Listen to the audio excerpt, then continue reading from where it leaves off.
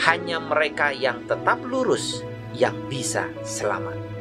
Di akhir ramalan, dia membuat sebuah teka-teki yang berujung pada 3 karakter moralitas yang merupakan nilai-nilai universal: sejati, baik, sabar.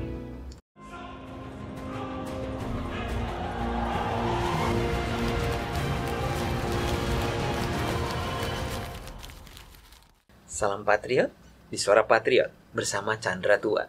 Di topik solusi untuk negeri kali ini kita angkat tema mencari inspirasi akhiri pandemi dari nubuat kuno. Karakter itu adalah aset tak kasat mata bagi sebuah bangsa. Kehilangan sumber daya hanyalah kehilangan sesuatu.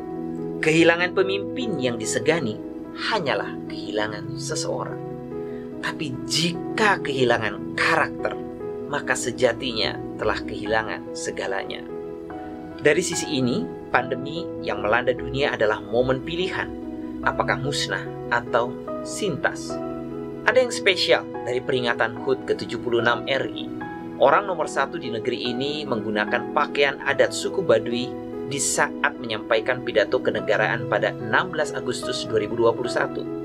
Pemilihan kostum ini salah satu alasannya adalah suku Baduy dengan konservasi tradisi nenek moyangnya yang masih terjaga bisa melewati pandemi ini dengan 0 kasus dan mempunyai ketahanan pangan yang kokoh untuk puluhan tahun. Karena suku Baduy tak pernah menjual hasil panennya. Mereka memilih menyimpannya di lumbung-lumbung.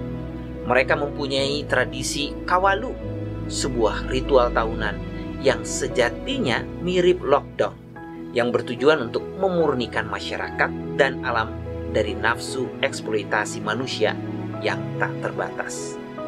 Kearifan lokal yang sejatinya sangat solutif, namun telah terlambat disadari oleh para elit negeri ketika negeri ini terlanjur menjadi epicentrum baru pandemi. Namun tak mengapa, lebih baik terlambat daripada tidak sama sekali.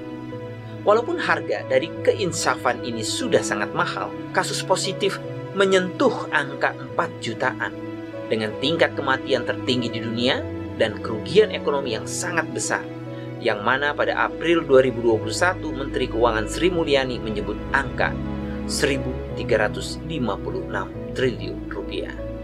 Untuk menyadari betapa pentingnya tradisi tentang bagaimana menghadapi pandemi, bangsa Indonesia harus membayar uang kuliah yang sangat mahal dalam sejarah. Tentunya mutiara kearifan tradisi semacam suku Baduy ini bukan satu-satunya di Indonesia.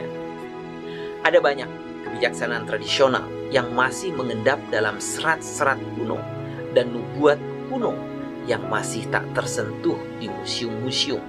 Ada banyak perspektif yang bisa digunakan sebagai modal kearifan untuk segera bebas atau selamat dari pandemi. Persoalannya adalah pada apakah kita, para cucu ini, mau segera mengakhiri drama kematian ini, ataukah sengaja berlama-lama untuk mendulang madu ekonomi di tengah melonjaknya angka kematian. Disaster kapitalisme yang barangkali dinikmati oleh para elit yang sudah tuna moralitas. Pandemi yang bermula di Wuhan ini sejatinya sudah diramalkan oleh nenek moyang orang Tiongkok dengan tingkat keakuratan waktu yang presisi. Pun juga memberikan teka-teki dan kode untuk selamat atau bahkan untuk mengakhirinya. Liu Powen 1311 sampai 1375, seorang bijak zaman dinasti Ming, terkenal karena memprediksi masa depan, yaitu seorang yang sekaliber dengan Zhuge Liang dan Shao Yong. Liu juga meninggalkan ramalan, termasuk Song Ping Song, prasasti monumen pagoda Jinling, dan prasasti monumen Gunung Taipai. Prasasti monumen Gunung Taipai ditemukan setelah gempa bumi dan tidak diketahui publik sampai beberapa tahun berikutnya. Bait-bait syairnya sangat presisi meramalkan pandemi COVID-19 yang melanda dunia saat ini. Jika Anda bertanya kapan wabah akan datang, saya akan mengatakan tentang musim dingin, sekitar bulan September dan Oktober. Orang khawatir mayat-mayat dibiarkan tanpa pengawasan, dan orang khawatir tentang kesulitan menyeberang dari tahun babi ke tahun tikus. Menurut penanggalan kalender Tiongkok, 2019 adalah tahun babi dan 2020 adalah tahun tikus. Transisi dari tahun babi ke tahun tikus terjadi pada tahun baru Imlek, yaitu 25 Januari 2020. Kasus pertama yang didiagnosis terpapar COVID-19 terjadi pada 1 Desember 2019. Mengingat masa inkubasi 14 hari, orang itu kemungkinan terinfeksi pada akhir November, yaitu Oktober di penanggalan kalender Tiongkok.